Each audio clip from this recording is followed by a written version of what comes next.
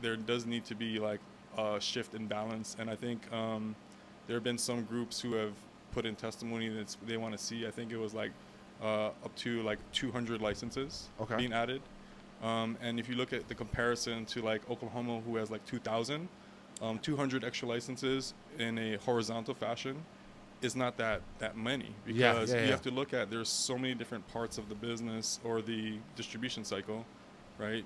She mentioned transportation is one of them, right? Even security could be almost pulled out as its own.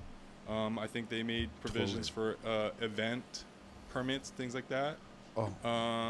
Consumption permits, I think, was one thing they talked about. But I think to even narrow in even more, like, you know, who is that person fit? And that's when you get deeper into like the text and the language. You know, we want to ultra define that to make it actually speak to the people that it needs to help and serve, right? The community. And so one of the things that we've seen in it is they tossed around some numbers that, you know, these a social equity applicant can't make more than a certain amount, right? Okay. And it's like, well, where do you guys pull that number, right? Where's your backup? Where's your research? Where's your anything?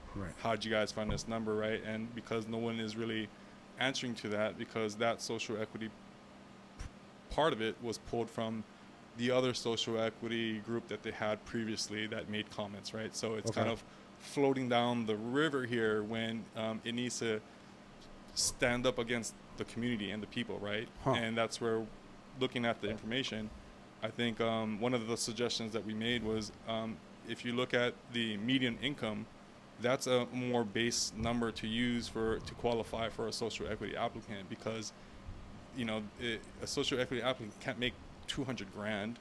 That's not a social equity applicant, right? So it has to be ultra defined where, you know, it does speak to the people that it needs to serve.